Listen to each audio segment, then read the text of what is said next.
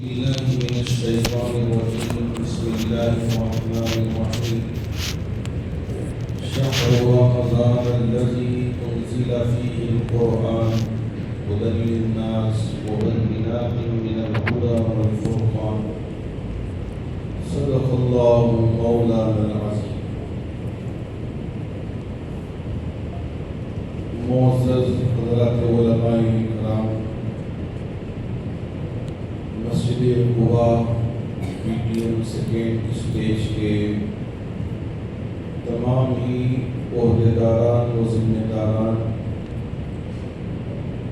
معزز حاضرین گرامی، بزرگان دین، نوجوانان نظام اور یہاں تشریف فرما طلباء عزیز، اللہ کا شکر ہے کہ اللہ رب ذوالجلال نے ہمارے لیے ایک اور مرتبہ آپ سے ملنے اور آپ کے سامنے اپنی باتوں کو رکھنے کا موقع مرحمت فرمایا۔ مجھے یاد ہے کہ پچھلی مرتبہ رمضان میں بھی اللہ نے یہاں آنے کا موقع دیا تھا اور آپ سے ہم نے گفتگو بھی کی تھی۔ اللہ کا بڑا فضل کہ اللہ نے زندگی وفا بخشی تو یہاں ہم پھر دوبارہ حاضر ہوئے۔ اللہ کرے کہ مرتے دم تک مجھے بھی اور آپ میں سے ہر ایک کو بھی ایمان پر ثابت قدم رہنے کی توفیق عطا فرمائے۔ جو ہمارے نوجوان ذرا پیچھے بیٹھے ہیں ان سے گزارش کرتا ہوں کہ آگے آنا ہے تاکہ بات آپ سنیں تو آئندہ آنے والے کو پیچھے بیٹھیں۔ آپ تو اولون میں سے ہیں، سابقون میں سے ہیں، تو اس لیے آپ یہاں بیٹھیں۔ اللہ رب ذوالجلال نے قرآن مجید میں یہ آیت اتار دیا کہ شہر رمضان الذی انزل فیہ القرآن، یہ رمضان کا مہینہ، اس مہینے میں اللہ رب ذوالجلال نے قرآن مجید کو نازل فرمایا۔ رمضان کی اس لیے فضیلت ہے کہ اس مہینے میں اللہ رب ذوالجلال نے روزوں کو بھی فرض قرار دیا، اور سب سے بڑھ کر اس مہینے میں اللہ نے قرآن کو نازل فرمایا۔ شہر رمضان الذی انزل فیہ القرآن، قرآن کی یہ جو کتاب ہے، کلام اللہ جسے کہتے ہیں، قرآن مجید کہتے ہیں، اور بھی بہت سارے نام ہم اسے دیتے ہیں، تو اب یہ کیوں دی گئی ہے مجھے تھوڑا سا فرق سمجھ میں نہیں آیا، چونکہ وہاں مغربی ممالک میں خاص طور پر یوروپ ہو یا امریکہ ہو، وہاں جو مسلمان ہوتے ہیں وہ قرآن کو پڑھتے ہیں اور قرآن کو سمجھنے کی کوشش کرتے ہیں، لیکن ہمارے انڈیا، بنگلہ دیش، افغانستان اور پڑوسی جو ممالک ہیں، یہاں عام جو ایک رجحان ہے وہ یہ ہے کہ قرآن ایک ادب کی کتاب ہے، واقعتاً بڑی ادب کی کتاب، اور ہم کو اپنے آنکھوں سے لگانا چاہیے، بالکل لگانا چاہیے، اس میں کوئی دو رائے نہیں ہے۔ اور کیا کریں، یہاں ہم کن کاموں میں استعمال کرتے ہیں قرآن کو؟ ہم یہاں استعمال کرتے ہیں کہ شادی کے موقع پر بیٹی کے لیے جہیز میں قرآن دیتے ہیں، بیٹے کے لیے دیتے ہیں، تاکہ یہ لے جا کے طاق میں بہت ہی ادب کے ساتھ، محبت کے ساتھ سجا کے رکھیں، پھر کبھی اٹھا کے پڑھنے کی توفیق نہ دے، اس لیے سمجھتے ہیں کہ یہ مقصد کے لیے دیا گیا ہے۔ اور ہم کیا استعمال کرتے ہیں قرآن کو کہ ہم ماشاء اللہ اپنے باپ کے انتقال پہ یا اپنی ماں کے انتقال پر یا اپنے رشتہ داروں کے انتقال پر ہم کسی مدرسے کے طلباء کو اپنے یہاں بلا کے قرآن پڑھا کے ایصال ثواب ہم نے پہنچا دیا اور سمجھ گئے کہ ہم نے قرآن کا حق ادا کر. جب میں دارالعلوم سبیل الرشاد میں پڑھ رہا تھا اس وقت ہمارے بعض ساتھی وہ اخبار سالار میں ایک آخری صفحے پہ پہلے چھپتا تھا وہ اندر چلا گیا ہے. ایک خبر آتی تھی انتقال پرملا، یعنی انتقال ہو گیا ہے اور بہت ہی ہمارے لیے اس سے ملال ہے اور رنج ہے، غم ہے، یہ مانے گئے. تو اب یہ جو خبر چھپی تو ہمارے طلباء نے بھی سوچ لیا کہ آج کل کانٹریکٹ کا زمانہ ہے تو ہم بھی ایک کانٹریکٹ کر لیتے ہیں. تو اس میں نمبر ہوتا ہے کہ ہاں 100 گواہ فلاں صاحب ان کے والد فرزند یا بیٹی یا فلاں یا بھائی صاحب. تو اب ان کو فون لگاتے ہیں ہمارے طلباء، لگا کے پوچھتے ہیں حضرت آپ کے بھائی صاحب کا انتقال ہو گیا، آپ کے والد صاحب کا انتقال ہو گیا، آپ کی والدہ کا انتقال ہو، بہت دکھ ہوا، بہت رنج ہوا. اب وہ بھی غم میں رہتے ہیں. کوئی فون کیا ہے تو سوچتے ہیں کہ ماشاءاللہ ہمارے رنج میں ہمارے غم میں یہ بھی برابر کے شریک ہیں، بہت اچھا ہے، چلیے چلیے یہ بھی سمجھ لیتے ہیں. اب اس کے بعد کہتے ہیں کہ اگر آپ ہم سے معاہدہ کر لیتے ہیں، کانٹریکٹ کر لیتے ہیں تو 40 دن تک آپ کے گھر میں آ کے ہم قرآن پڑھ کے آپ کے والد صاحب کو پہنچا دیں گے. اچھا اتنا نیک کام کرتے ہیں آپ، آ جائیے 40 دن. اب پھر ہدیہ طے ہوتا ہے کہ اتنے دن آپ پڑھیں گے تو اتنی رقم آپ کو ملے گی. قرآن کو ہم نے اس کانٹریکٹ کی کتاب بنا دی، مذاق بنا کے رکھ دیا. اور ہم کس میں استعمال کرتے ہیں؟ اگر ہمارا گھر بن گیا یا ہماری آفس بن گئی تو ہم ان طلباء کو یا قرآن پڑھنے والوں کو بلا کے ان کو پڑھا دیتے ہیں اور دعا کر کے سمجھ جاتے ہیں کہ ہم نے قرآن کا حق ادا کر دیا. اس لیے کہ برکت آ گئی. واقعیت قرآن پڑھنے سے برکت آئے گی، اس میں کوئی دو رائے نہیں. لیکن ہندوستان اور پڑوسی ممالک میں قرآن سے تعلق رکھنے کا ہم نے اتنا ہی رکھ لیا ہے نسبت، اور اس کے علاوہ آگے ہم جانا نہیں چاہتے. باپ قبر میں آرام کر رہا ہے، کاش کہ بیٹا سورہ یاسین یاد کر لیتا اور باپ کی قبر پہ جا کے خود پڑھتا، اور وہاں آرام کرنے والے دوسرے میت بھی اپنے اس باپ کو آ کے مبارکباد دیتے کہ تمہارا بیٹا آج تمہاری قبر پہ یاسین پڑھا، اللہ نے ہم سے بھی عذاب کو روک لیا.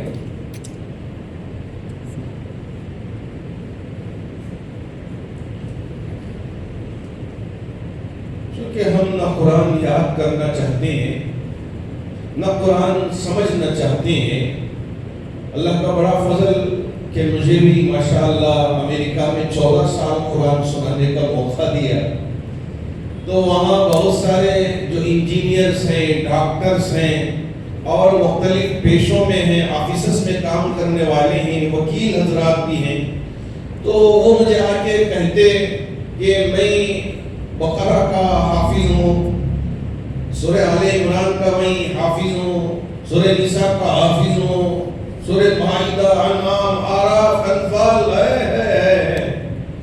میں پوچھتا تھا ان سے، ارے بھائی آپ تو یہاں انجینئر ہو اور انجینئر کا کام کرتے ہو، آپ تو ڈاکٹر ہو اور ہاسپٹل میں جا کر مریضوں کا علاج کرتے ہو، یہ قرآن آپ نے اتنی بڑی صورتیں کیسے یاد کر لیا؟ سورہ بقرہ تقریباً 2.5 پارے کے قریب ہے اور وہ آپ کو یاد ہے؟ کہا ہاں یاد ہو گیا. میں ان سے پوچھتا تھا کہ آپ کو کیسے یاد ہو گیا؟ یہاں ہمارے بچے ماشاءاللہ کانوں کو وہ آج کل کیا آ گئے ہیں، اس کو کیا کہتے ہیں، چھوٹے آ گئے ہیڈ فون، ایئر فون. واہ، اتنے بڑے بھی آ رہے ہیں، اتنے چھوٹے بھی آئے، نظر بھی نہیں آتے. تو اب وہ لگا کہ گانے سننا، میوزک سننا، بلا بدتر سنتے رہنا اور موویز کو دیکھتے رہنا، FM پیکٹ سنتے رہنا، فلاں سنتے رہنا.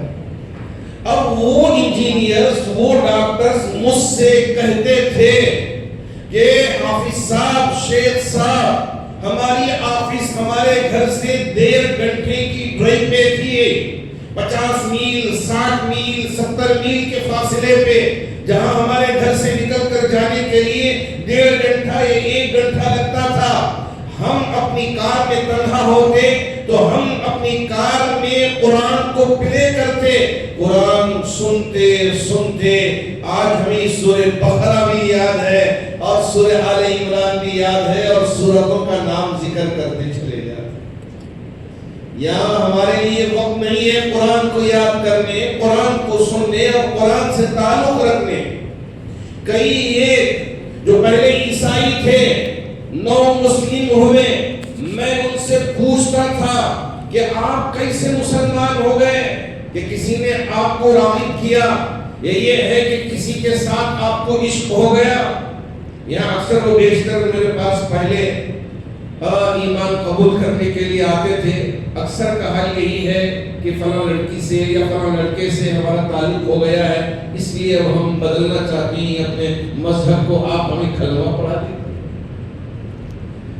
یا میرے اللہ، جب ان لوگوں سے میں سوال کرتا تھا کہ آپ کیسے مسلمان ہو گئے، تو وہ مجھے جواب دیتے تھے کہ ہم نے پورے قرآن کا ٹرانسلیشن پڑھ لیا، سمجھ لیا، اور اس مذہب کو ہم حق جانتے ہیں، سچا جانتے ہیں، اس وجہ سے ہم اسلام قبول کیے ہیں، ایمان لے کے آئے ہیں۔ اور آکسفورڈ یونیورسٹی ہے نیو یارک میں، ایک بہت بڑی یونیورسٹی ہے، وہاں داخلہ ملنا آسان کام نہیں ہے، بہت مشکل سے داخلہ ملتا ہے آکسفورڈ یونیورسٹی میں۔ ایک بہت بڑے پروفیسر تھے یوسف، مجھے پتا چلا کہ یہ بھی پہلے عیسائی تھے، مسلمان ہو گئے۔ میں نے ان سے پوچھا ایسے ہی کہ آپ کو کون سی چیز متاثر کی؟ مجھے تو اندازہ ہے کہ آپ بھی شاید پورا قرآن ترجمہ پڑھا ہوگا بعد میں، لیکن کوئی چیز آپ کو ہٹ کی ہوگی، وہ کون سی ہوگی؟ تو انہوں نے مجھ سے کہا کہ شیخ صاحب، میں قرآن پڑھا ہوں ترجمہ، ہمارے یہاں جیسے ہی بچہ بڑا ہوا وہ انڈیپینڈنٹ ہو جاتا ہے، یہاں نہ باپ کی عزت ہے، یہاں نہ ماں کی عزت ہے، یہاں نہ نواسے سے کوئی تعلق ہے، نہ نواسی سے کوئی تعلق ہے، نہ پوتے سے کوئی تعلق ہے، نہ پوتیوں سے کوئی تعلق ہے۔ یہاں صرف ہر ایک شیخ اپنا اپنا دیکھ۔ مجھے یاد آتا ہے کہ جب مجھے وہاں کے لوگوں نے اولڈ ایج ہاؤس پر لے کے گئے تھے، اولڈ ایج ہاؤس، میں نے ان سے پوچھا تھا، جب شروع میں گیا تھا مجھے بھی تعجب ہوا تھا کہ اولڈ ایج ہاؤس یہ ہوتا کیا ہے؟ تو انہوں نے سمجھایا تھا کہ یہاں بچے اپنے کاموں میں مصروف رہتے ہیں، ماں باپ کی وہ دیکھ ریکھ نہیں کر سکتے، اس وجہ سے یہاں اس طرح کا ایک سسٹم بنا ہوا ہے کہ بچے باپ کے لیے پیسے دینے کے لیے تیار، یا گورنمنٹ خود یہاں پیسے دے دیتی ہے، تو اس وجہ سے یہاں ان کو رکھ کر اب ان کے آخری عمر کا پورا حصہ یہاں سے پار کروا کے پھر لے جا کے خبر میں گاڑ دیتے۔ اچھا، اب ہمارے یوسف صاحب نے مجھے جواب دیا، لیکن آپ کے نبی صاحب کی وہ حدیثیں ہم نے پڑھی تھی کہ ماں باپ کی بھی عزت ہے، وَخْفِضْ لَهُمَا جَنَاحَ الذُّلِّ مِنَ الرَّحْمَةِ وَقُلْ رَبِّ ارْحَمْهُمَا كَمَا رَبَّيَانِي صَغِيرًا۔ بچے اپنے ماں کے آگے، باپ کے آگے اپنے بازوں کو جھکا دیں، اور یہاں بیٹے کے ساتھ باپ کا تعلق ہے، بیٹی کے ساتھ باپ کا تعلق ہے، شادی کر کے جانے کے بعد بھی بیٹی آنا جانا لگا رہتا ہے، لیکن ہمارے اس ملک میں اگر بیٹے کے گھر بھی جانا ہو تو اپائنٹمنٹ لے کے جانا پڑتا ہے، بیٹی کے گھر جانا ہو تو یہ اپائنٹمنٹ لے کے جانا پڑتا ہے، لیکن اسلام اس سے بالکل مختلف ہے۔ میں نے خود اسے پریکٹس دیکھا ہے، اس وجہ سے ان چیزوں کو مجھے بہت زیادہ متاثر کیا تو میں اسلام قبول کر لیا۔ لیکن آج کا زمانہ بالکل یہاں بھی بدل گیا ہے۔ مجھے یاد پڑتا ہے کہ ایسے ہی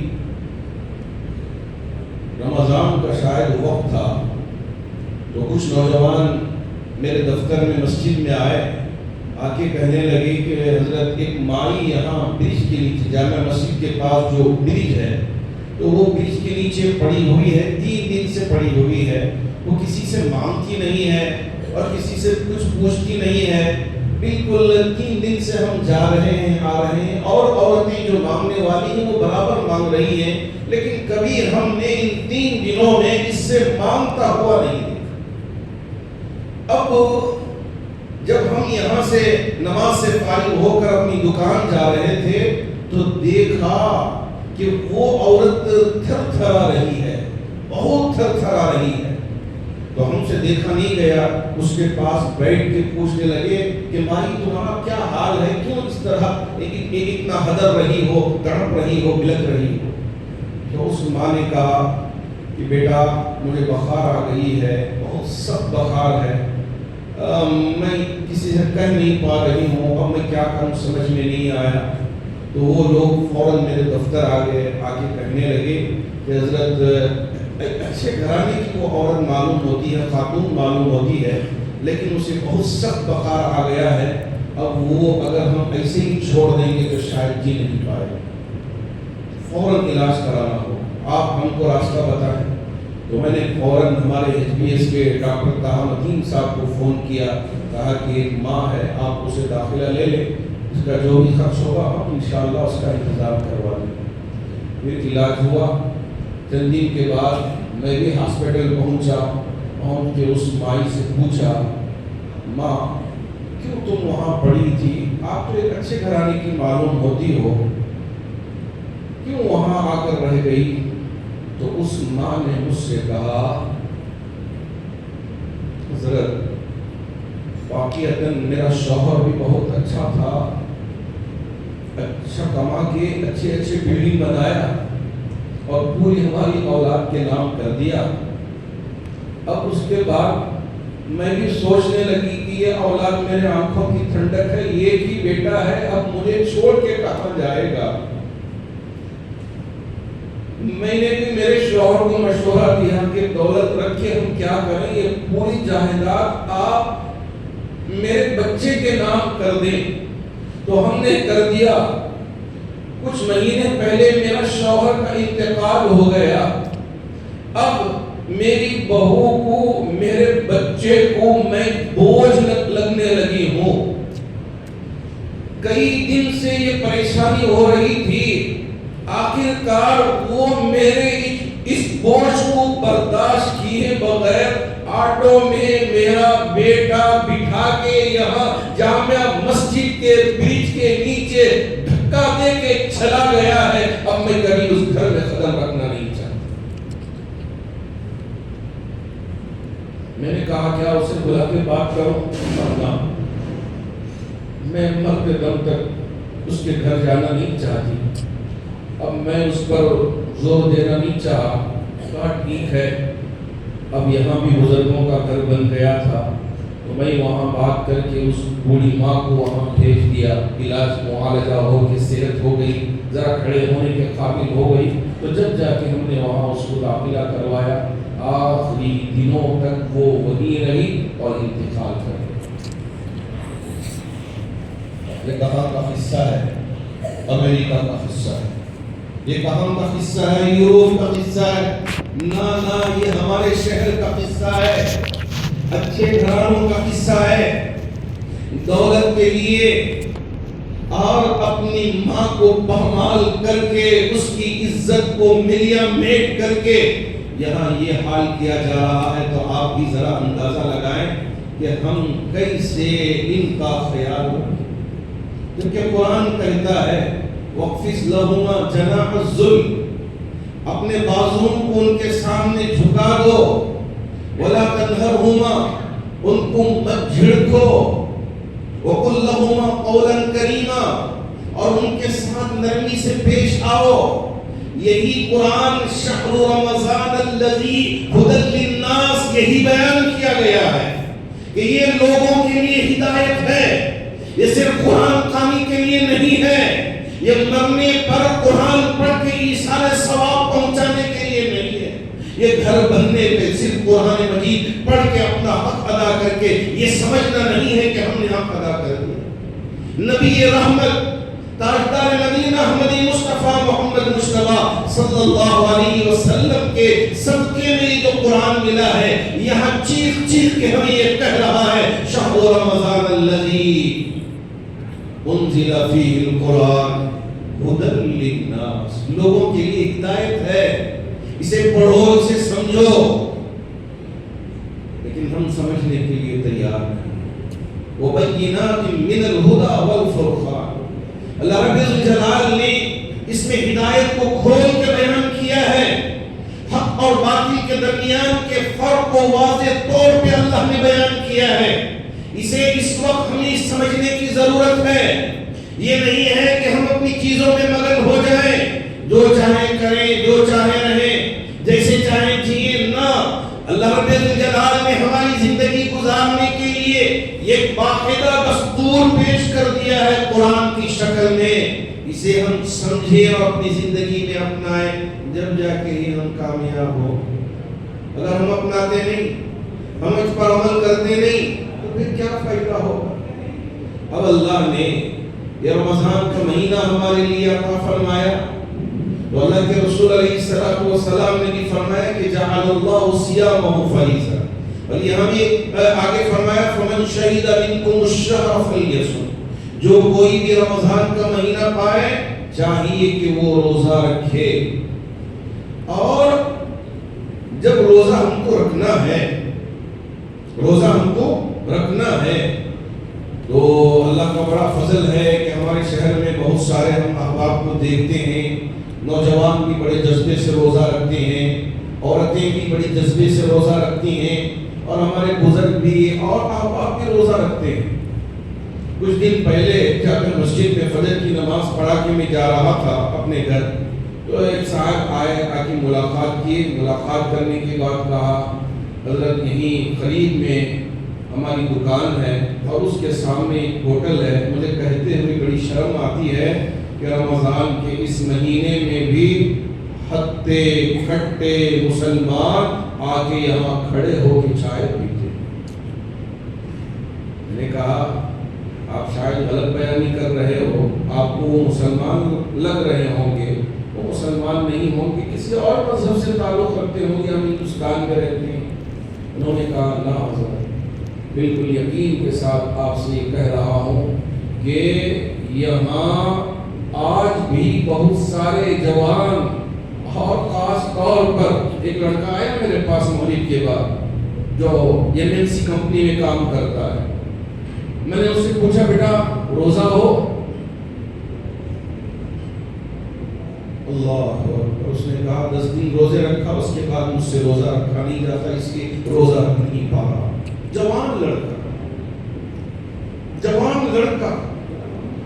اب مجھے یقین ہو گیا کہ جی ہاں، وہ جو ہمارے صاحب کہہ رہے تھے صحیح کہہ رہے تھے، چونکہ ظنوا بالمؤمنین خیرا، میرا گمان نیک تھا کہ نہیں یہ جھوٹ بول رہے ہیں، یہ ہے کہ الزام تراشی ہو رہی ہے۔ ہماری قوم روزے کو بڑے جذبے کے ساتھ رکھتی ہے، ساری مسجدیں بھر جاتی ہیں، نمازیاں نماز پڑھنے کے لیے شوق سے مسجدوں میں پہنچتے، لیکن سن کے مجھے بڑا تعجب ہوا۔ جب تحقیق کیا تو پتا چلا کہ ہمارا وہ نوجوان جو اسکول اور کالجوں کو جاتا ہے، اب ان سے بھی روزہ رکھا نہیں جاتا۔ اب وہ کہتے ہیں کہ ہمیں بڑا ہارڈ لگتا ہے روزہ رکھنا۔ ارے تمہیں کیا پتا ہے کہ روزہ رکھنے سے کیا فائدہ ہے؟ ہمارے لیے آفس میں کام کرنے والی بچیاں اور آفس میں کام کرنے والے جوان، ان تک میرا پیغام پہنچائیں کہ روزے دار کے لیے میرے اللہ نے حدیث قدسی میں فرمایا الصوم لی وانا اجزا بہ، روزہ میرے لیے ہے۔ 2 لفظ ہیں اس میں کہ میں ہی اس کا بدلہ دوں گا، ایک لفظ یعنی ایک ترجمہ یہ ہے، اور عبارت ایک اور طریقے سے بھی پڑھا گیا کہ میں ہی اس کا بدلہ۔ اتنی بڑی فضیلت اور اتنا بڑا اجر پانے کے لیے میرے اللہ نے ہمارے لیے موقع دیا ہے۔ ہمارے جوان ماشاءاللہ روزہ رکھے بغیر اپنے آپ کو دوسرے کاموں میں منہمک کرنے اور روزے سے بھاگنے لگے، نہ یہ خاص طور پر یہ جو کمپنیوں میں کام کرنے والے ہیں ان تک میرا یہ پیغام پہنچائیں. اب 6-7 دن باقی رہ گئے ہیں. روزہ رکھیں. روزہ رکھنے سے صحت ہوگی. روزہ رکھنے سے اللہ کا تقرب حاصل ہوگا. روزہ رکھنے سے ہم اپنے آپ کو گناہوں سے بچا پائیں گے. لیکن اگر روزہ ہی نہ رکھیں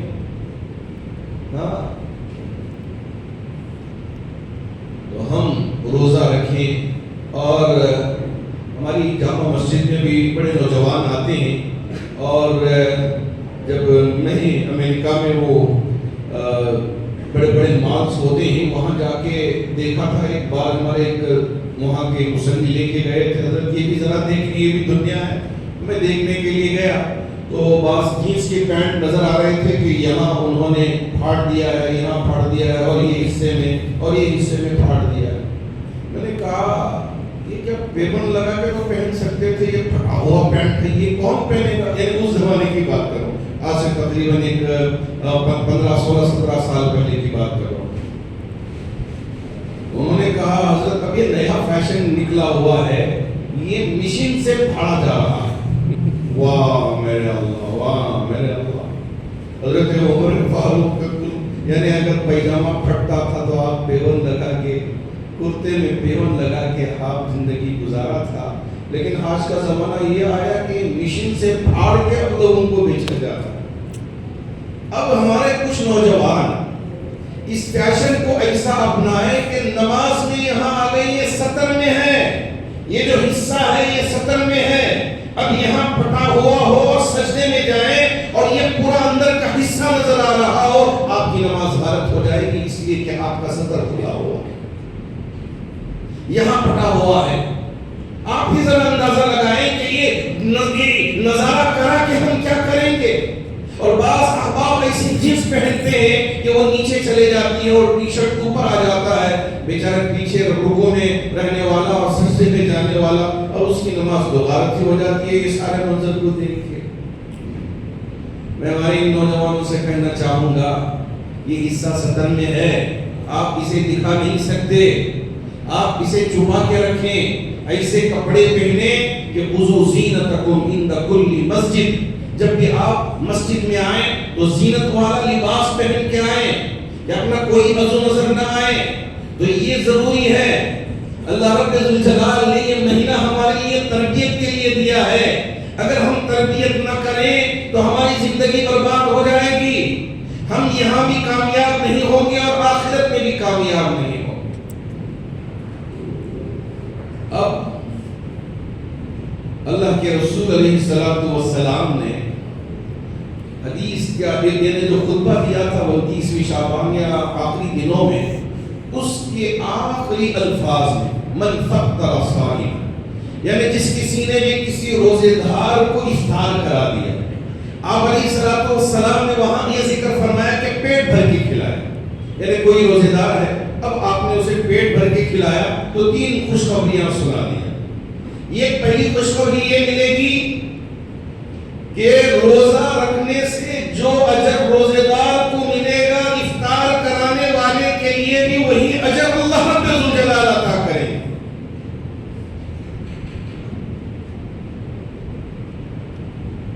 اور دوسرا, آج کل غلام نہیں ہے, باندی نہیں ہے. اب اگر روزے دار کو پیٹ بھر کے افطار کرا دیا تو اب اس کے لیے یہ غلام آزاد کرنے سے جو اجر ملتا ہے وہ اجر ملے. تیسرا, اللہ کے رسول علیہ السلام نے فرمایا کہ آپ کی گردن کو جہنم کی آگ سے آزاد کر دیا جائے. اب یہاں تک تو مجھے وہ حدیث سمجھ میں آئی کہ ہاں کسی روزے دار کو پیٹ بھر کے کھلا دیا اور اللہ رب الجلال اسے اتنا اجر دے رہے ہیں, ثواب دے رہے ہیں, تو سمجھ میں آیا. لیکن آگے صحابی نے اللہ کے رسول علیہ السلام سے پوچھ لیا کہ یا رسول اللہ صلی اللہ علیہ وسلم, کسی مسلمان کے پاس اتنا بھی نہ ہو کہ وہ کسی روزے دار کو پیٹ بھر کر کھلائے, تو ایسی صورت میں یہ جو آپ نے آفر ذکر کیے ہیں اس کو ہم کیسے پائیں؟ میں سوچنے لگا کہ کیا مسلمان کی اتنی بھی حیثیت نہیں ہوگی کیا کہ وہ ایک کسی روزے دار کو پیٹ بھر کر کھلا دے؟ اتنا تو ہوگا.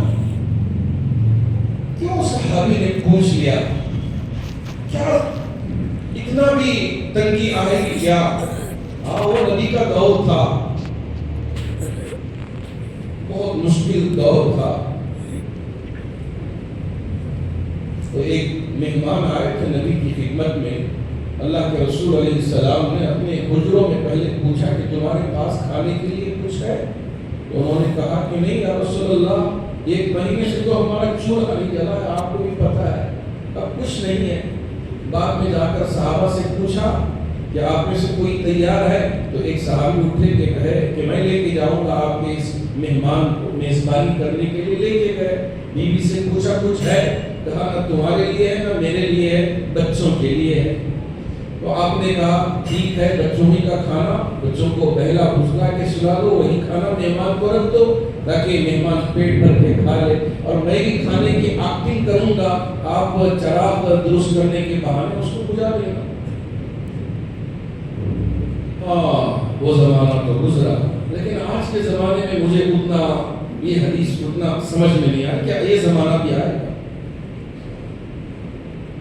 اللہ رب الجلال نے آیت بھی اتار دیا تھا کہ وَيُؤْثِرُونَ عَلَىٰ أَنفُسِهِمْ وَلَوْ كَانَ بِهِمْ خَصَاصَةٌ. اگرچہ کہ اپنی حالت پتلی ہو، اپنے آپ پر دوسروں کو ترجیح دینے والا ہی مسلمان ہوتا ہے، یہ مومن ہوتا ہے. لیکن آج یقین مانیے کہ ان 5 مہینوں میں یہ حدیث مجھے پوری طرح سمجھ میں آ گئی، پوری طرح سمجھ میں آ گئی. آپ پوچھیں وہ کیسے؟ آپ ذرا غزہ کی اس پٹی کے حالات کو معلوم کریں کہ جو لوگ اپنے فلیٹ میں اچھی زندگی گزر بسر کر رہے تھے، ان کے فلیٹس اچھے تھے، ان کا بزنس چل رہا تھا، آفیسز میں کام کر رہے تھے، اچھے مالدار تھے، لیکن اچانک جب بم گرا، اپنے سارے گھر، اپنے آفیسز تہس نہس ہو گئے، سب مجبور ہو گئے رفح بارڈر پر آ کے رکنے پہ. 15 لاکھ کی آبادی ایک چھوٹے سے علاقے میں اس وقت بسی ہوئی ہے. آپ ذرا اندازہ کریں کہ جس میں بچے بھی ہیں، جس میں عورتیں بھی ہیں، جس میں جوان بھی ہیں، جس میں بوڑھے بھی ہیں، اب تک جن کے لیے گھر تھا آج ان کے لیے گھر نہیں، قیمے میں وہ رہ رہے ہیں، ان کا کوئی گھر نہیں، حتیٰ کہ ان کے پاس خود کے پیٹ بھرنے کے لیے 1 روٹی بھی نہیں ہے. یہ 1 روٹی بھی نہیں ہے.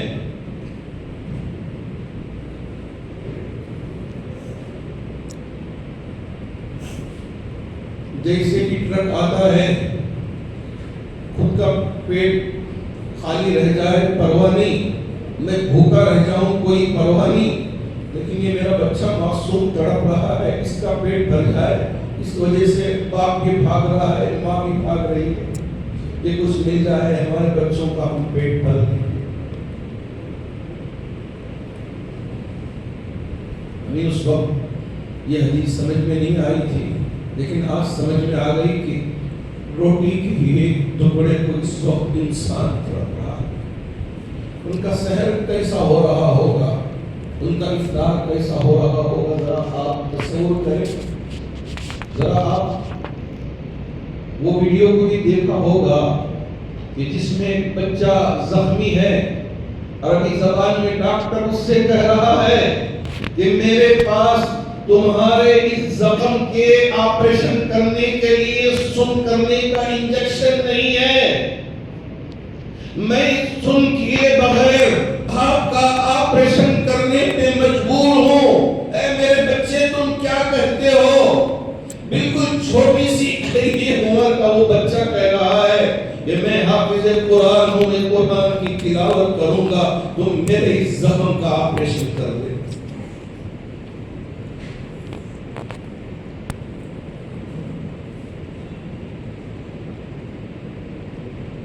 کوئی اور قوم نہیں، یہ امت مسلمہ کے افراد، کلمہ پڑھنے والے افراد. آج ان کا حشر یہ ہے کہ روٹی کے ایک ٹکڑے کے لیے یہ پانی کے گھونٹ کے لیے، ایک دودھ کے گھونٹ کے لیے تڑپ رہے ہیں، ہم بھی ان کی کوئی مدد کر نہیں پا رہے۔ جی ہاں، ہم بھی ان کی کچھ مدد کر نہیں پا رہے۔ ہمارا حق ہے کہ ہم ان کے حق میں دعا کریں۔ ہاسپٹل میں جا رہے تھے کہ میں زخمی ہوں، شاید میں یہاں جاؤں گا تو میرا علاج ہوگا، میں اپنی جان بچا پاؤں گا۔ ان کو پتا بھی نہیں تھا کہ یہ ہاسپٹل میرے لیے یہاں شہید ہونے کی جگہ بن جائے۔ ماں اپنے معصوم بچے کو اپنے ہاتھ میں زخموں میں تڑپتا ہوا لے کے دوڑ رہی ہے، اور اس بچے کا علاج ہو نہیں پا رہا ہے، اپنے ہاتھوں میں وہ بچہ دم توڑ رہا ہو، تو آپ بھی اندازہ لگائے اس ماں پہ کیا گزرتی ہوگی، اس باپ پہ کیا گزرتا ہوگا۔ چونکہ اللہ نے ہمیں یہاں اچھی زندگی دی ہے، ہمیں اس کا پتہ نہیں ہے، ہم یہاں اچھا رہ رہے ہیں، کھا رہے ہیں، پی رہے ہیں، ہم کو وہ احساس نہیں ہے۔ مسلمان دوسرے مسلمان کی تکلیف کو دیکھ کے تڑپ جاتا ہے، یہی ہے اصل مسلمان۔ اگر ہم پر وہ اثر نہ ہو رہا ہو اور ہم سوچ رہے ہیں کہ نہیں ہماری زندگی گزر رہی ہے، ہم جی رہے ہیں، کہیں وہ وقت ہم پہ بھی نہ آ جائے، آپ اس تصور میں نہ رہے کہ وہ ان کے ساتھ ہو رہا ہے، وہ ان کے حالات نہیں، وہ ہمارے حالات نہیں ہیں، کہیں وہ وقت نہ آ جائے کہ وہی حالات ہمارے اس ملک پر بھی نہ آ جائے، ہمیں بھی اس روٹی کے ٹکڑے کے لیے تڑپ رہے ہیں۔ اللہ ہماری حفاظت فرمائے۔ اللہ کے رسول علیہ السلام سے اس صحابی نے پوچھا تھا، یا رسول اللہ اگر پیٹ بھر کر افطار کرانے کی بھی طاقت نہ ہو تو ہم کیا کریں؟ میرے نبی نے اس وقت اس صحابی کے سوال پر جواب ارشاد فرمایا تھا کہ چلیے 3 چیزوں کی بات میں تمہارے سامنے ذکر کرتا ہوں کہ ایک کھجور سے افطار کرا دیا یہی ثواب ملے گا، پانی کا ایک گھونٹ پلا دیا یہی ثواب کا حقدار ہوگا، دودھ کا ایک گھونٹ پلا دیا یہی ثواب کا حقدار ہوگا۔ کیا ہماری ذمہ داری نہیں ہے کہ ہم رات کی تنہائی میں جبکہ پوری مخلوق سو رہی ہو اٹھے دعا کریں؟ کیا ہم نہ روئے ان کے لیے کہ شیخ اپنا دیکھ کی طرح اپنی زندگی گزار لیں؟ کیا ہمارے اندر دل نہیں ہے؟ کیا ہمارے سینے میں دھڑکتا ہوا دل نہیں ہے؟ ہاں، ہمارا حق ہے کہ ہم اللہ کی بارگاہ میں دعا کریں، روئیں کہ وہ بچے جو علاج پانے کے لیے جا رہے تھے وہ بھی تڑپ رہے ہیں، زخموں سے چور ہیں، کتنے ہزار بچے اب تک شہادت پا چکے ہیں، BBC کے آپ نیوز دیکھ لیں، کتنی عورتیں شہادت پا چکی ہیں، کتنے بزرگ شہادت پا چکے ہیں، آپ بھی ذرا دیکھ لیں۔ ہماری اور آپ کی ذمہ داری ہے کہ تہجد کی نماز ادا کر کے صلاۃ الحاجت کی 2 رکعت ادا کریں، اللہ کی بارگاہ میں، اللہ یہ میری حاجت ہے، میرے بھائی اس وقت تڑپ رہے ہیں، تیرے محبوب نبی کی امت اس وقت بلک رہی ہے، سسک رہی ہے، پریشان حال ہے، اگر تو ان کی مدد نہ کرے تو کون مدد کرے گا؟ میرے نبی علیہ السلام نے بدر کے اس میدان میں جو چھپر میں آپ قیام فرمائے تھے، 313 صحابہ کی جماعت کھڑی تھی، اتنے ہتھیار نہیں تھے، آپ نے کیا کیا؟ نہیں میرے پاس ہتھیار نہیں، ہم رہیں گے، ہم ایسے ہی جیئیں گے، اس طرح رہیں گے۔ اللہ اکبر۔ حضرت ابوبکر فرماتے ہیں رضی اللہ تعالیٰ کہ اللہ کے رسول علیہ السلام پوری رات تڑپتے رہے، بلکتے رہے، سسکتے رہے کہ اے اللہ یہ 313 کی جماعت کو اللہ کے یہاں ڈال دیا، اب کوئی ہمارا پرسان حال نہیں ہے، اگر تو مدد اتارے گا جب ہی ہم بچ پائیں گے۔ دشمن پوری تیاری کے ساتھ آیا ہے، پورے ہتھیار کے ساتھ آیا ہے۔ اللہ یہ بتانا چاہتے ہیں کہ تم اپنے آپ کو کمزور نہ سمجھو، جیسے بدر میں ہم نے اپنے نبی کی مدد کی، اسی طرح اگر تم بھی پکے مومن ہو تو تمہاری بھی مدد کی جائے گی۔ ہمارا ایمان کمزور، کیا اندھیرا ہو گیا، ہم ڈرنے لگ جاتے ہیں، ہمارے سائے سے ہم کو ڈر لگتا ہے، بلی ہمارے آگے سے گزر گئی ہم ڈرنے لگ جاتے ہیں، اگر کوئی اول آ کے ہمارے گھر پہ بیٹھ گیا اس کو ہم منحوس سمجھ کے اس گھر سے ہی ہم باہر نکلنا چاہتے ہیں۔ ہمارا ایمان اتنا کمزور ہو گیا ہے، کاش کہ میں آپ کو سمجھا پاؤں اللہ کے رسول علیہ السلام نے جو ایمان ہمارے لیے دیا ہے، اگر وہ سچا ایمان ہمارے دل میں آ جائے، ہمارے ہاتھ اٹھے گے، اللہ کی مدد ضرور آئے۔ آج اس ایمان کے پیدا کرنے کی ضرورت ہے۔ ہمارے لیے وقت ہے اب کہ ہم اللہ کی بارگاہ میں دعا کریں، لیکن کیا کریں؟ ہماری آج نوجوان نسل کو اس کی فکر ہی نہیں ہے۔ یہاں یہ حال ہے، آج بھی ہماری نوجوان نسل پب گیموں میں مصروف ہے، پب گیموں میں مصروف ہے۔ ہماری نوجوان بیٹیاں پبوں میں جا کے ننگا ناچ ناچتی ہیں، شراب پیتی ہیں، غیروں کے ساتھ زنا کا تعلق رکھ لیتی ہیں اور اپنے ایمان کو بیچ دیتی ہیں۔ اگر کوئی ہمارے احباب پہنچے ان کو سمجھانے کی کوشش بھی کرتے ہیں، وہ ماننے کے لیے، سننے کے لیے تیار نہیں۔ کوئی دور کا قصہ نہیں، بلکہ ہمارے ہی خلاصی پارلن کے کچھ نوجوان احباب میرے پاس آئے، آ کے کہنے لگے فلاں رجسٹر آفس میں ہماری ایک بہن کا اور ایک دوسرے کا نام لکھا ہوا تھا، ہم معلوم کر ان کے گھر پہ گئے کہ بچی کو سمجھائیں کہ بیٹی ایمان سے بڑھ کر کوئی اور دولت نہیں ہے، ایمان سے بڑھ کر کوئی اور چیز نہیں ہے، تم کیوں اپنے ایمان کو بیچ رہی ہو؟ یہ سمجھانے کے لیے ہم گئے تھے۔ بچی وہ پہلے مسلمان تھی، اب اسلام چھوڑ چکی ہے اور وہ ہماری بات سننے تک کے لیے تیار نہیں۔ اس کے زبان پہ یہ الفاظ تھے مولانا، get out from my home, who are you to talk؟ گھر میں ایک لمحے کے لیے بھی رکانے کے لیے تیار نہیں، سننے کے لیے تیار نہیں۔ اللہ اکبر۔ ہمارے وہ بھائی سوچے کہ شاید غصے میں ہے، اب اسے سمجھ میں نہیں آ رہا ہے، تھوڑی اور دیر بیٹھیں، اس کو بات چیت کریں تو شاید اس کو سمجھ میں آ جائے۔ اس لیے کہ میرے نبی علیہ السلام کے بارے میں قرآن میں یہ ذکر فرمایا، حدیث علیکم بالمؤمنین، اللہ رب ذوالجلال نے آپ کو حدیث دیکھا، کیسے؟ لالچی۔ حدیث کے معنی لالچی، مومنوں کے بارے میں کیسے؟ کہ ہر ایک جنت میں جانے والا بن جائے، یہ فکر تھی میرے نبی کی۔ مال کی لالچ نہیں، ہیرے جواہرات کی لالچ نہیں، زمینوں کی لالچ نہیں، لالچ اس بات کی تھی کہ ہر ایک مومن، ہر ایک مسلمان جنت کا مستحق ہو جائے۔ یہ آپ کی حرص تھی، یہ آپ کی طمع، یہ آپ کی لالچ، یہ آپ کی خواہش تھی۔ اب ہمارے وہ بھائی بھی سوچنے لگے کہ شاید غصے میں ہے ہماری بیٹی، ہماری بہن، اسے ذرا سمجھا دے تو بات سمجھ میں آ جائے، تو تھوڑی دیر باوجود اس کے غصے آپ صبر کرتے ہوئے، برداشت کرتے ہوئے وہیں رہے۔ تو اس لڑکی نے خلاصی پارلن کے پولیس اسٹیشن کو فون کر کے کہا کہ یہاں کچھ لوگ میرے گھر گھس آئے ہیں اور مجھ پر زبردستی کر رہے ہیں، میں ان پر فوراً FIR رجسٹر کرنا چاہوں۔ آخر کار اس نے رجسٹر کر دیا۔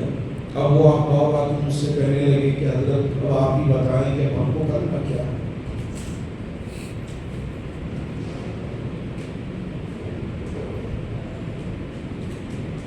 بہت درد ہوتا ہے ہماری بیٹیوں کا یہ حال دیکھ کر، ہماری بچوں کا یہ حال دیکھ کر۔ وہ جو بچہ مغرب کے بعد میرے پاس آیا تھا، بہت اچھا نوجوان تھا ماشاءاللہ۔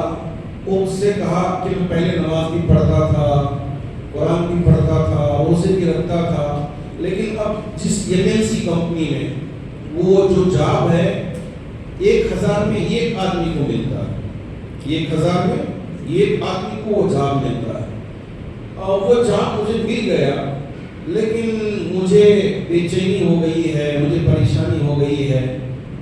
کسی اور لڑکی پر دل آ گیا ہے، یہ الفاظ ہیں۔ اب نہ روزے رکھ رہا ہوں، نہ قرآن پڑھ رہا ہوں، نہ نمازیں پڑھ رہا ہوں، یہ میرا حال ہو گیا۔ اب آپ ہی بتائیں مجھ پر کیا اثر ہوگا؟ وہ بچہ میرے پاس بیٹھ کے زارو خطاب ہو رہا تھا، حالانکہ مغرب کے بعد میں کسی سے ملنے کا بھی میرا معمول نہیں ہے، کیونکہ ہم حفاظ ہوتے ہیں تو قرآن کو دہرانا، پھر تفسیر کا مطالعہ کرنا اور دوسری تیاری کرنے میں ہم اپنا وقت لگاتے ہیں تاکہ بات پوری ہم سمجھا سکیں۔ اب اس بچے کے اس حال کو دیکھ کے وہی فیلڈ سے آیا تھا صرف ملنے کے لیے، میں نے کہا چل بیٹا میں تیرے لیے آتا ہوں۔ جا کے بیٹھ کے جب وہ زارو خطاب 5 سے 10 منٹ صرف روتا رہا، خوب اور ناک میں سے بھی پانی نکل رہا تھا، کرچیف سے پوچھ رہا تھا۔ باپ نے کہا کہ میری حالت بڑی خراب ہو گئی ہے، اب آپ ہی بتائیں کہ مجھے کیا کرنا ہے، مجھے سمجھ میں نہیں آ رہا۔ میری ماں بھی اب اپنے گھر چلے گئی، باپ بھی نہیں، میں اکیلا یہاں ہوں۔ I feel very alone۔ اس کے الفاظ میں اپنے آپ کو بہت ننھا محسوس کر رہا ہوں، اس لیے مجھے یہ بڑی مسجد ہے ہمارے پورے شہر کی، معلوم ہوا تو نہیں وہاں سے یہاں چلا ہے۔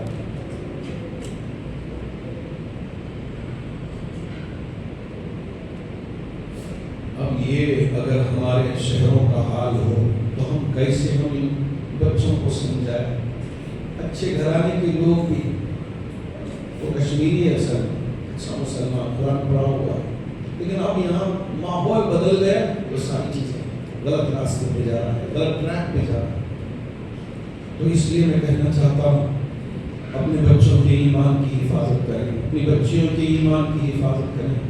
میں بچوں تک بڑے درد کے ساتھ یہ پیغام پہنچانا چاہوں گا کہ ایمان سے بڑھ کر کوئی اور دولت نہیں ہے۔ غیر غلط عادتوں میں پڑھ کر ایمان کا سودا نہ کریں۔ اللہ کا واسطہ دے کے آپ سے کہہ رہا ہوں، میری بات جن نوجوانوں تک بھی پہنچے گی، اللہ پہنچانے والا ہے۔ حضرت ابراہیم نے جیسے فرمایا کہ میں یہاں حج کا اعلان کروں تو کون سنے گا؟ حضرت ابراہیم نے فرمایا، اللہ نے کیا کہا؟ اعلان کرنا تمہاری ذمہ داری، پہنچانے کی ذمہ داری ہے۔ وَأَذِّنْ فِي النَّاسِ بِالْحَجِّ يَأْتُوكَ رِجَالٌ وَعَلَىٰ كُلِّ ضَامِرٍ يَأْتِينَ مِنْ كُلِّ فَجٍّ عَمِيقٍ۔ تو میرا کام ہے آواز لگانے کا۔ میں بھی اپنے آپ کو گنہگار سمجھتا ہوں، میں تو اپنے آپ کو زمانے کا مجرم سمجھتا ہوں، میں اپنے آپ کو کوئی پاک دامن نہیں سمجھتا۔ جی ہاں، بس میں ڈرتے رہتا ہوں کہ کہیں اللہ کا غضب مجھ پر بھی نہ اتر جائے، کہیں اللہ کی ناراضگی مجھ پر بھی نہ اتر جائے۔ ہم سب مل کر ایک دوسرے کا ہاتھ تھام کے جنت میں جانے والے بننا ہے۔ اور دوسری یہاں سب سے بڑی پریشانی ہمارے شہر میں اور ہمارے اپنے اطراف و اکناف کے علاقوں میں نشے کی پریشانی، کہ جب سے دو نوجوان اور ان کے امام 3 احباب میرے پاس آئے، آ کے کہنے لگے حضرت ہمارا چھوٹا بھائی ہے، اللہ کا شکر ہے کہ ہمارے والد بھی حیات تھے اور ہماری ماں بھی باحیات ہے، تو ہم اپنے چھوٹے بھائی کا بھی نکاح کرا دیا، آج اس کی 1 سال کی بچی ہے، لیکن 6 ماہ پہلے ہمیں پتہ چلا کہ ہمارا یہ بھائی بھی نشے کا عادی ہو گیا ہے۔ تو اب بیوی بھی پریشان، بچی جب 6 ماہ کی تھی، اب اس کی صورت ہم دیکھ رہے تھے، ہماری والدہ بھی پریشان، ہمارے باپ بھی پریشان۔ لیکن جیسے ہی ابا کو پتا چلا، ابا کو ہارٹ فیل ہوا اور وہ انتقال کر۔ اب میری ماں ہے، وہ روزانہ کڑ کے جیتی ہے۔ اب ہم نے کیا کیا، ریہاب سینٹر میں اس کا داخلہ کروایا تاکہ یہ مصیبت سے اس کو چھٹکارا ملے۔ تو تقریباً 3 ماہ وہاں وہ رہا، تو اس کے بعد یا 6 ماہ، تو اس کے بعد پھر دوبارہ گھر آیا۔ ہم نے سوچا کہ اب اس کی تربیت ہو گئی ہے، اس عادت سے یہ چھٹکارا پا چکا ہے، لیکن حضرت اب آنے کے بعد اگریسو ہو گئے، ان کے الفاظ اگریسو ہو گیا۔ ویسے جیسے بلی بھی اگر یا شیر اگر اگریسو ہو جائے تو حملہ کرنے پہ آتا ہے، تو اسی طرح یہ بھی اگریسو ہو گیا ہے، اب بیوی کو پکڑ کے مارتا ہے، چھوٹی بچی جو 1 سال کی ہو گئی ہے اوپر اٹھا کے پٹک دیتا ہے، ماں کو گندی گندی گالیاں دیتا ہے، میری ماں کا دل بیٹھ جاتا ہے۔ بڑے بھائی نے کہا میری ماں رونے لگتی ہے کہ ہم نے اس سے اولاد کیا پیدا کیا کہ یہ مجھے اتنا ذلیل کرتا ہے، اور اسے احساس تک نہیں ہوتا کہ میں اپنی ماں کو اتنا ذلیل کر رہا ہوں۔ دونوں بھائی بیٹھ کے رو رہے تھے کہ ہم اپنی ماں کی بے عزتی سہ نہیں سکتے، ہم نے سوچا تھا کہ تربیت پاکی یہاں آئے گا، وہ بار بار یہ کہتا ہے کہ آپ نے مجھے سینٹرل جیل میں بھیج دیا اور مجھے وہاں لے جا کے پریشان کر دیا، اب وہ پورا بدلہ آپ سے لیتا ہوں۔ یہ بدلہ لینے کے لیے بدلے میں آ کے ہماری بیویوں کو بھی ذلیل کرتا ہے، ہمیں بھی ذلیل کرتا ہے، اپنی ماں کی بھی ذلیل کرتا ہے، اپنی چھوٹی بیٹی کو اٹھا کے پڑھا دے۔ اب آپ بھی بتائیں کہ کرنا کیا ہے، سمجھ سے باہر ہے، اس لیے ہم آپ کے پاس آئے ہیں کہ کیسے اس کو کنٹرول کریں، کیا کریں۔ میں نے ایک ہاسپٹل کا ایڈریس دے کے بھیجا کہ ہماری ایک ڈاکٹر ہے، آپ جا کر ان سے ملیں، شاید کوئی راستہ ضرور نکل آئے گا، اللہ آپ کی مدد کرے۔ میں نے بھیج دیا۔ ابھی کچھ دن گزرے تھے کہ آپ ہی کے قریب علاقے بنی شنکری سے کچھ علماء میرے پاس ہیں، علماء آ کے موبائل فون میں کچھ تصاویر دکھائے، اس میں ہاتھ کا یہ حصہ تھا، ہاتھ کا یہ حصہ بالکل یوں سمجھیے کہ جل جانے سے اندر کا جو گوشت وائٹ ہو جاتا ہے اسی طرح کا وہ حصہ ہے، اور یہ ہے کہ کینسر آ گیا ہے، اب یہ کیڑے کھا کھا کے وہ حصہ ہو گیا ہے، یا کوئی ایکسیڈنٹ ہوا ہے اس کے بعد زخم بھر پایا نہیں ہے، اس کی وجہ سے وہاں پیپ وغیرہ ہو گیا ہے، تو وہ انداز کا۔ میں نے علماء سے پوچھا کہ یہ جو تصویر دکھا رہے ہیں کیا یہ کچھ ایسا حال ہے؟ کہا کس کا ہے؟ تو کہا ایک لڑکی کا ہے اور ایک لڑکے کا ہے، اور ایسے کئی ایک ہیں، ہم آپ کو صرف 2 دکھا رہے ہیں بطور ایگزامپل۔ تو پھر میں نے پوچھا کہ کیا ماجرا ہے، کیوں اس طرح کا؟ میں پہلے دیکھا نہیں تھا۔ تو انہوں نے مجھ سے کہا کہ مولانا آج کل ٹیبلٹ آتا ہے، اسے پانی میں گھلا کے یہاں انجیکشن لینے کی عادت پڑ گئی، اب یہ گوشت پورا انجیکشن لے کے سڑ گیا ہے، اب بھی ان کو یہ احساس نہیں ہے، یہی یہ انجیکشن چباتے رہے۔ اب کیا کریں گے؟ میں آپ سے کہہ رہا ہوں حضرت جبرائیل امین صاحب آئیں گے علیہ الصلوۃ والسلام، کہیں گے بیٹا آپ رک جا، تو مسلمان نے کلمہ پڑھ لیا ہے، اب یہ کام مت کر، اور کوئی فرشتے آئیں گے ان کو روکیں گے، کیا کریں گے؟ نہ حضرت جبرائیل امین آئیں گے، نہ یہ فرشتے ذمہ داری پوری کریں گے، یہ ذمہ داری میری اور آپ میں سے ہر ایک کی ہے۔ ہم ایسے جگہوں کی نشاندہی کریں، گوری پاٹلے میں جہاں یہ چیزیں بکتی تھی، ہم اور وہاں کے احباب مل کے مسجد بنانے کا کام کیے ہیں، یہ نہیں 2 مقامات پہ، اور شہر کے مختلف علاقوں میں اس طرح کی کوشش کر رہے ہیں تاکہ ہماری نوجوان اس عادت سے دور ہو جائے۔ لیکن اسکولوں میں 8ویں 9ویں 10ویں پڑھنے والے ہمارے یہ بچے دوسروں کا دیکھا دیکھی اس عادت میں کب مبتلا ہو گئے ان کو بھی خود پتہ نہیں۔ بعد میں چل کر جب مجھے ایک صاحبہ کے کہنے لگے اچھی گاڑی رکھے ہیں، جھوبا بھی پہنتے ہیں، اب ہمیں پتہ چلا کہ وہ بھی اسی طرح کی عادت کے شکار ہو گئے، وہ بھی ہماری ڈاکٹر کے پاس علاج کے لیے آئے تھے۔ اب ہم آپ سے کہیں تو کیسے کہیں؟ اسی لیے شاید پولیس کمشنر نے مجھ سے بھی سوال کیا تھا، مولانا صاحب کیوں آپ اپنے نوجوانوں کو سمجھاتے نہیں؟ یہ غیر مصیبتوں میں اتنا نہیں ہے، آپ کی خوف بھی، یہ نشہ کی عادت بہت زیادہ ہے۔ اب اس میں جوانوں کی ایک ٹیم بنے، چونکہ آپ ہمارے ان بچوں کے ساتھ رہتے ہیں، آپ کا کام ہے، آپ کی ذمہ داری ہے کہ آپ ان کو سمجھائیں، آپ ان کو بتائیں کہ یہ غلط چیزیں ہیں، اس سے بچنا چاہیے، اس سے اپنے آپ کو پرہیز کرنا چاہیے۔ تو ہم اپنے آپ کو بچائیں اور اپنے معاشرے کو بھی ان مہلک بیماریوں سے پاک کرنے کی کوشش کریں گے انشاءاللہ۔ اب میں مولانا سے گزارش کرتا ہوں کہ موبائل فون ریکارڈنگ بند کریں۔